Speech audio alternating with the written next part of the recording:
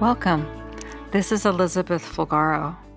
With me today is Chaplain Lisa Northway, U.S. Army, and I'm so glad you're with us still, Lisa. Chaplain Lisa, I'm excited for more of your story.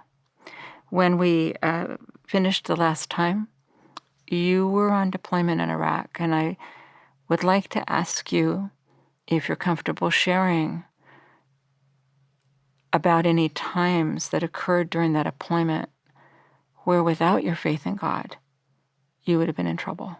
Certainly. I'd like to briefly tell you a time before that, because the time before the time that I absolutely, if it wasn't for my faith in God and being sure of my calling and having maybe just a little bit of those confirmations along the way, even in the midst of the chaos, the personal, the spiritual and professional chaos that was going on.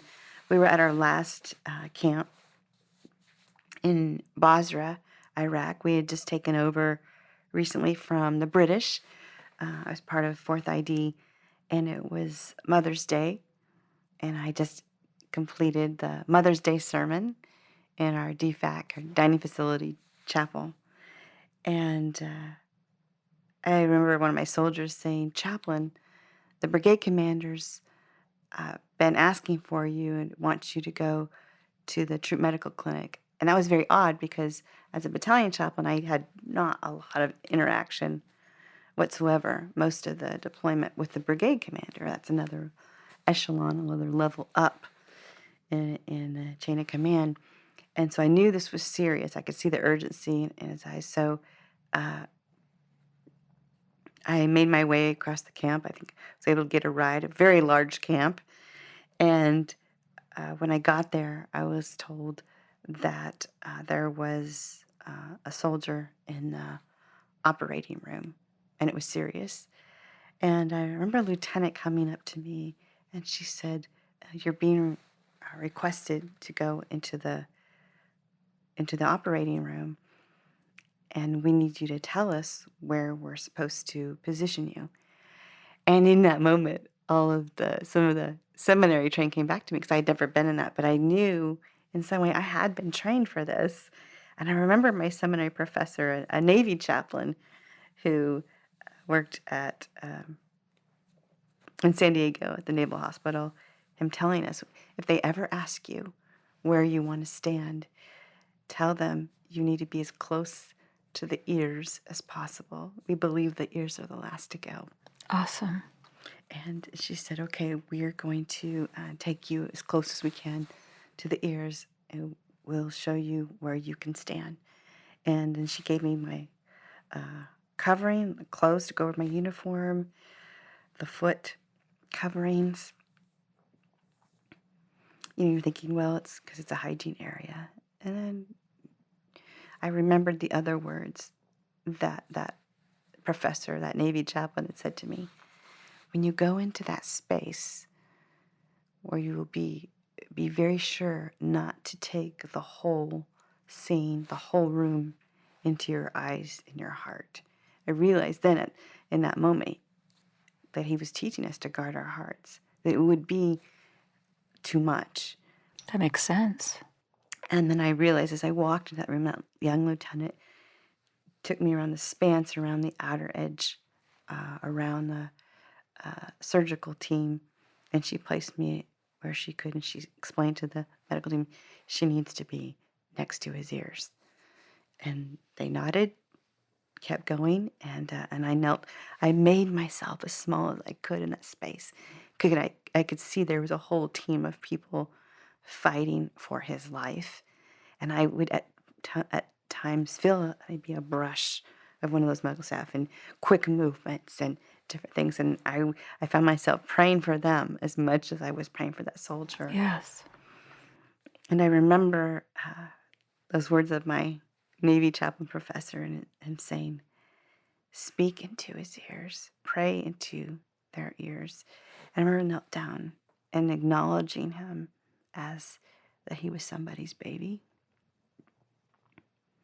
And that I was quite sure if his parents, if his mother could be there, she would be here. I remember thinking that to myself, and that led me to the prayer that right now, his mother, his father, his loved ones can't be here, but I'm here. And it's my duty, my spiritual responsibility to pray. And so I prayed in a way that I thought only God could allow him to hear me. And then there came a time I said, okay, it looks like we've done all we can do.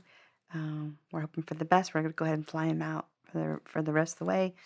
I was told to go ahead and leave, and I was just outside the room, and I was talking to his battle buddies, and they were offering to help. And then I hear I was summoned again. Chaplain, come quickly. There's been a change.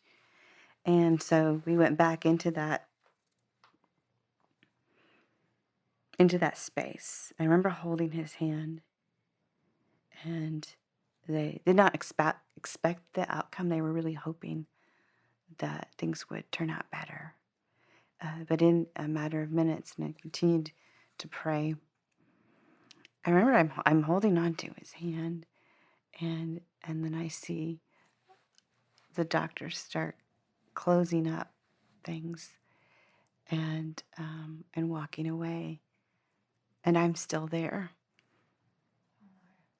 And I couldn't even imagine walking away, but I realized at some point I was going to have to let go of his hand and walk away. Oh,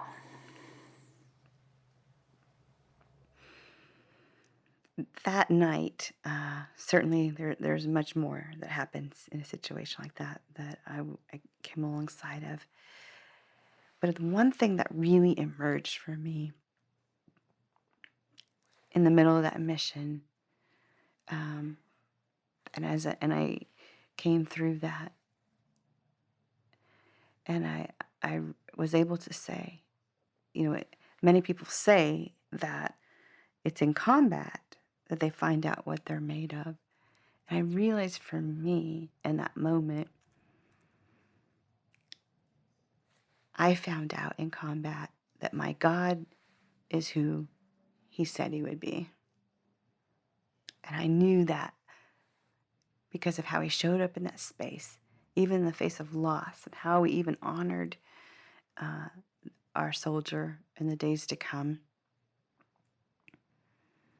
That God was still who he said he would be. And he showed up.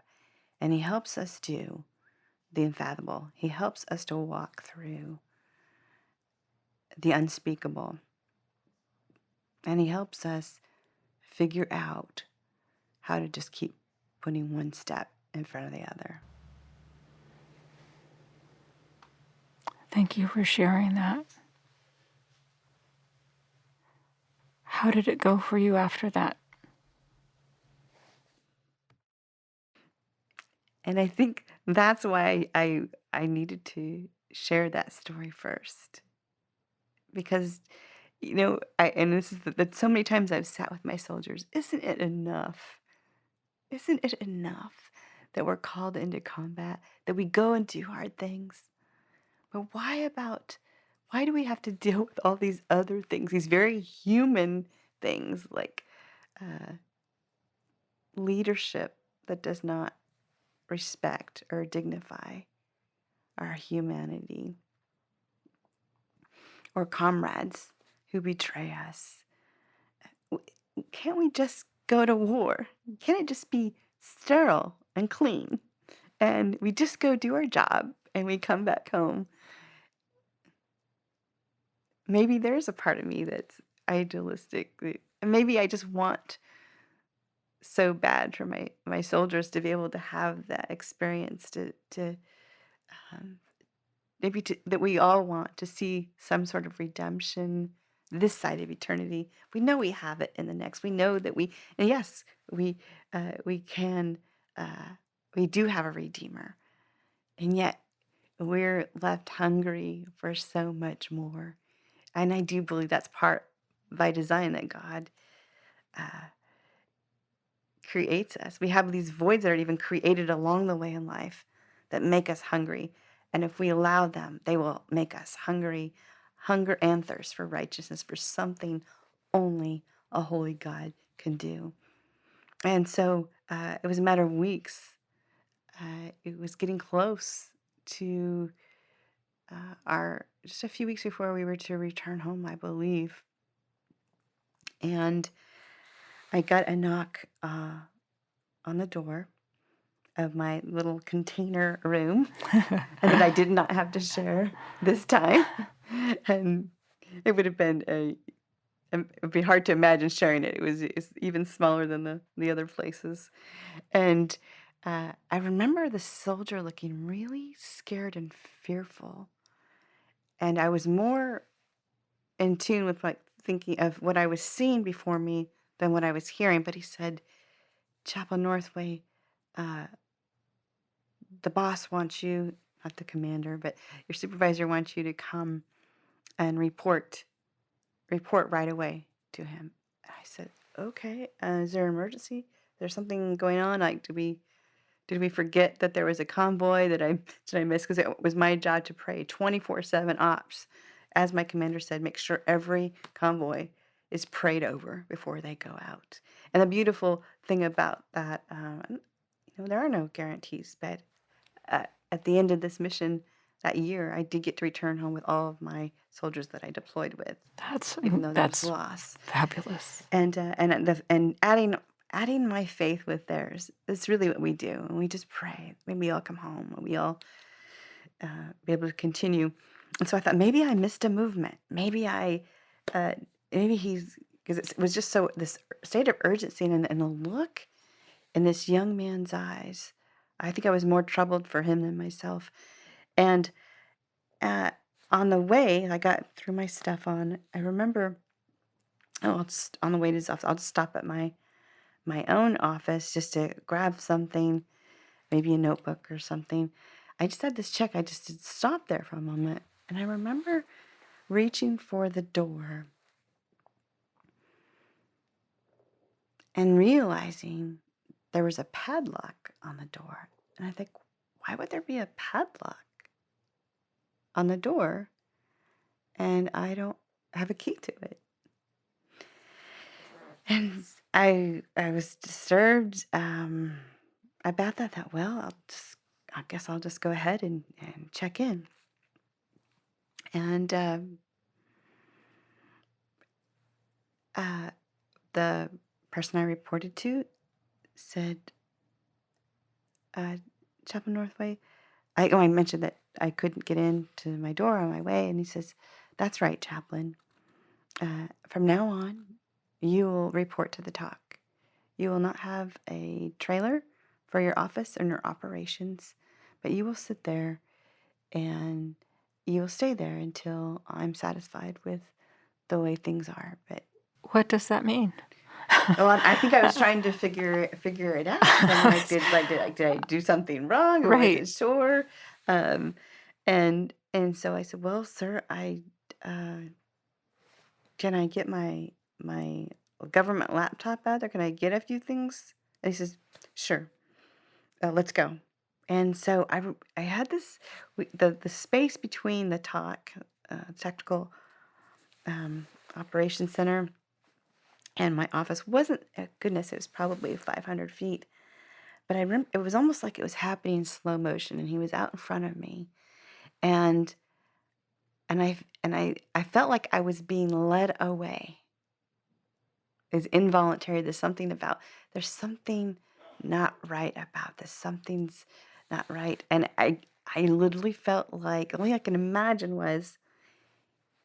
It was like my own Via Dolorosa, my own suffering. And there had been so much professional suffering.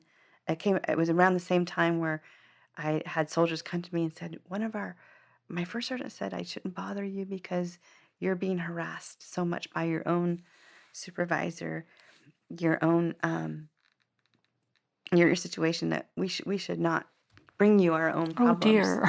And which was horrifying. So Yes. I immediately went to that lead and I said, hey, we're all here to take care of soldiers, right? I said, don't stop them. And it's okay. Well, we just weren't, didn't just think we could impact it except by with having them not come to you, and like, oh no, that's ministry is still going to happen.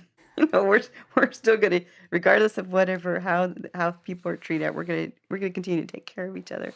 But I remember on that path, it's almost like I can remember it slow motion, the trauma of it, and feeling like I'm being led away. He's scoffing at me and threatening me, and it was open in public. I know that there were people who saw and heard, but I had this sense at the same time. It's almost as if I could see Jesus, and I did picture him in some of the way we've seen maybe in the movies, and that his robe was flapping, and he was walking fast with me, like, you're not alone. I'm with you. You don't know what's up ahead. You don't know how this day's going to end. You don't know this. This is your way of suffering, but you will not walk this alone. What a gift. Let's continue this in the next episode. Thank you, Chaplain Lisa.